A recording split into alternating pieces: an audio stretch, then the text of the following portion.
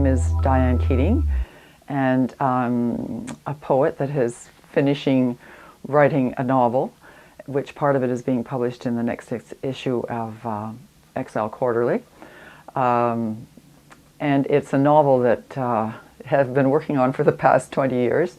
It's something that started in the 17th century, actually, and I wrote a couple of pieces around that, and then I put it away, and it sort of sat in my bottom drawer of my desk, and nothing happened to it.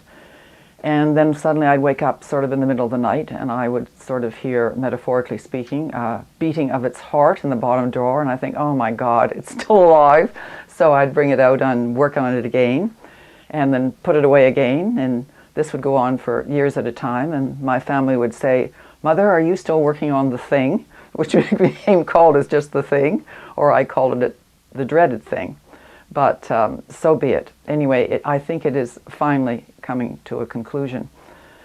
I became interested in the project actually when my children were young. We used to go down to Salem, which is on the East Coast in Maine, and we had a cottage on the beach, and I used to go into Salem, and they still have a lot of the original landmarks and museums marking the witch hunts that went on there in the 17th century.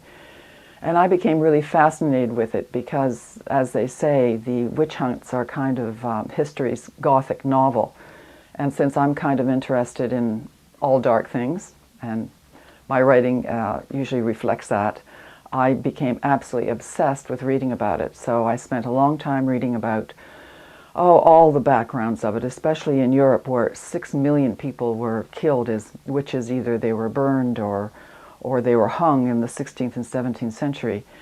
And I became then I started going to the Essex Institute, which is also in Salem, and reading about the pioneers and reading their personal diaries, which gave me some background psychologically as to the type of mind that would be involved in this sort of thing.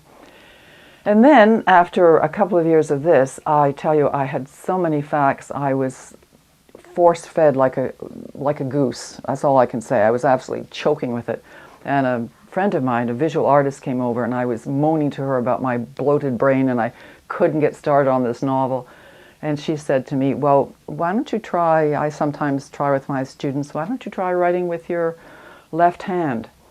And I thought, anyway, I decided that I'd humor her by trying, so I am right-handed, by the way. I picked up a pen and I wrote down, "I be an only child. My mother has given me a diary with a gold key for my birthday." And that was it. That suddenly was the voice of the character. I had it, and then I could go back to my right hand, and the first two sections that take place in the 17th century kind of just, well, didn't pour out, but at least it trickled out. So after that, there was sort of a delay, but then I started reading things that interested me. For example, I was reading in the early 1980s in Northern California, there was a district attorney who actually prosecuted 47 people for daycare workers actually, for sexual molestation of young children. And it was totally false. And what happened, I read a book about what happened to these people because of these convictions, which is absolutely horrible.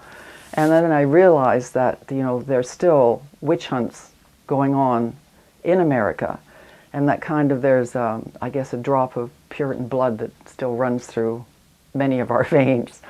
So that sort of interested me, and I was kind of interested in what would it be like to do an ancestor that now lived in the 20th century. And so that's how I started weaving, or attempting to weave, a modern voice of the 20th century around the core issue of the 17th century. That may sound a little complicated, but I'm dyslexic and I seem to do everything backwards, including writing a novel.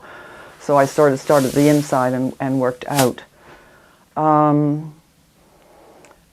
I think the other thing that really interested me in trying to see how I could relate the 17th century to the 20th century was the fact that I read about epigenetics, which I can't talk very well about it, but it's a very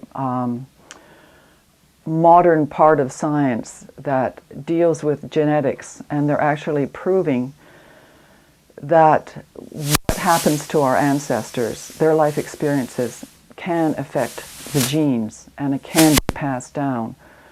So this means that you can not only inherit Uncle Harry's jug ears, you can also inherit the trauma that happened to him, let's say if he witnessed a violent death. That also will play into your genetic system. They don't quite know how now, but they find that it's all related.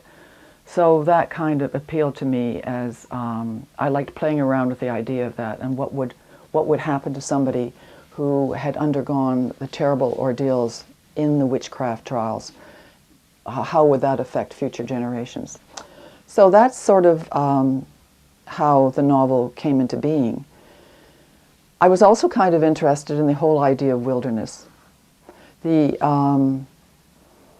idea that when our when the pioneers were here, there was just this vast, uncharted, seemingly endless wilderness that they either had to conquer to survive. And then nowadays, of course, the only wilderness we've really got left is our subconscious. And the idea that to explore the subconscious is probably what is necessary now for human nature. Anyway, that was another reason I think that I chose on it.